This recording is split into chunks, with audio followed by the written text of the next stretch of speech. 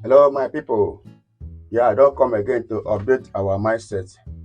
Man, e get some kind calculation wey me I dey do. If I don't do that calculation, I go dey feel say INEC they really turn Nigeria down because a country when e be say we reach up to 200 million people with over 800 million people with PVC. The una lis ten very well with 20 million people wey vote eh and 300 billion naira spent for the election. E dey very shameful say INEC no fit give us concrete result wey go satisfy everybody due to the money wey we spend and the number of citizens in our country.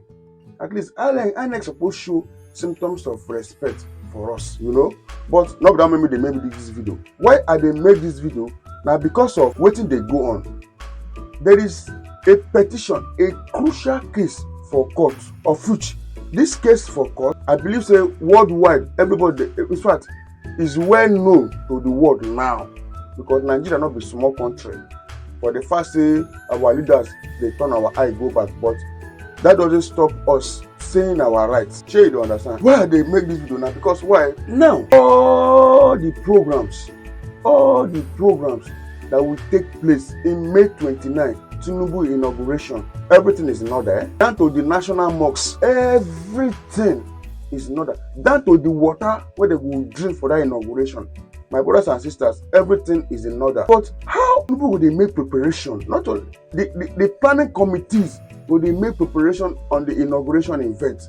Why there is case at the court? That same presidential election case, now in the court. Then the president elect by INEC, they prepare everything. That is to tell you that we, the obedient movement, with the citizens, when they say we go carry case go court, then feel say yes, we dey waste our time. Because that was why they tell us at the initial time that if you are not okay with the result INEC pronounced, that we should go to court. Now we are in court, they know they send us, they know they even they prepare for his inauguration.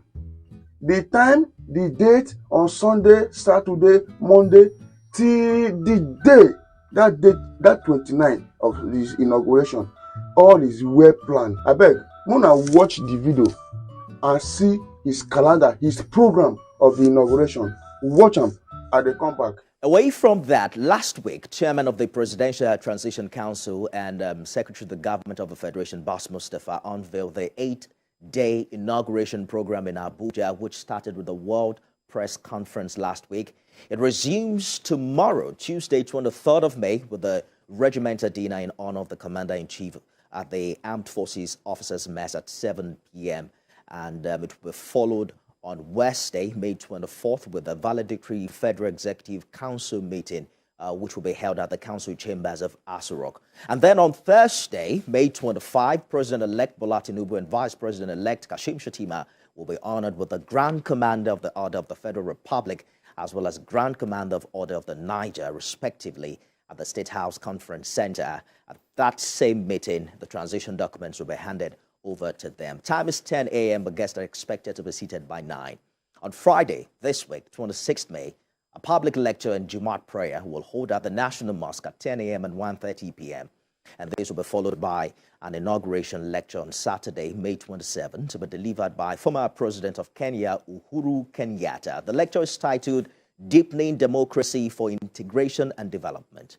There's also a Children's Day program on the same day that will include parade, children's party, and, things of that nature. Next day, May 28, is a Sunday, and there's going to be an interdenominational church service, which will hold at the National Christian Center, Abuja, followed by an inauguration dinner and gala night at the State House Conference Center later at 7 p.m.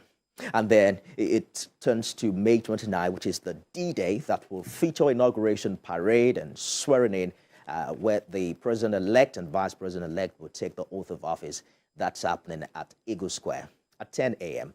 Guests are expected to be seated by 8:30. A post-inauguration luncheon is scheduled for 1:30 p.m. same day at the State House Banquet Hall, strictly for Mr. President and his brother presidents, heads of government, and his invited guests. No less than 65 world leaders from Africa, Europe, and America are expected at this event, including heads of state, past presidents, diplomats, heads of international organizations, as well as prominent Nigerians and representatives of foreign governments and agencies. So Nigeria is expecting its traditional allies like the US, the UK, Canada, France, Saudi Arabia, United Arab Emirates, Pakistan, and there's a long list of other countries that are expected at this high-profile event.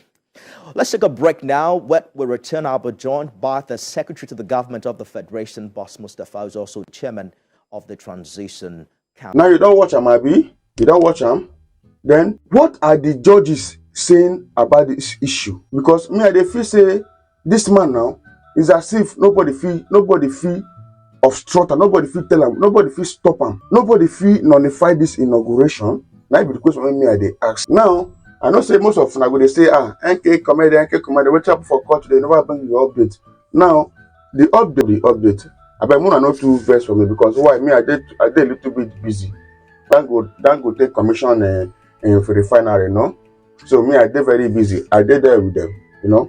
Even with Peter Obi, them, all those, I did there with those prominent men. Me, I don't tire when I do they shake. Even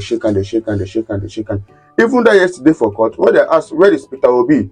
The lawyer said, Peter Obi not there around though. He go inauguration for Dangote. They say, what is he doing there? When he get case, not only Peter Obi don't say he get case. They don't say Tinubu get case. They know they talk about that one. Now the lawyer say, he go chop jollof rice. Okay. Now, I go bring up the video. Make Peter Obi lawyers tell us what happened for court yesterday. If INEC release those materials to Peter Obi lawyers they seek for to present for court, whether they release them to them or they no release them to them, we will hear from this video. But this Peter Obi lawyer, we will take small. I don't understand though. I bet you're supposed to go for people who still get height, but height no matter. I bet I relate to Akina Bapa. Now watch.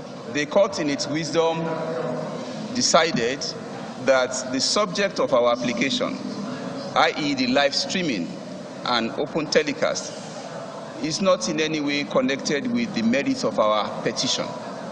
The petition is separate, it's ongoing.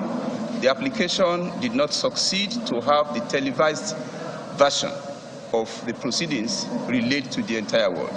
And as far as we are concerned, we are now set for hearing. Tomorrow, we'll be here by God's grace for a pre-hearing report that will determine the progress of the petition and the time the petition will be heard and concluded. The issue of consolidation is one that is compelled by statute, and we have no objection to it. We are prepared to proceed. Well, they've given their reasons. The court says it's a policy matter. We are not part of the policy-making apparatus of the court, or any court for that matter. We are a council, and our duty is to bring whatever requests we have to the court. If they agree, we say as the court pleases. If they disagree, we still say as the court pleases. So that's the position. They have disagreed, and we are moving on.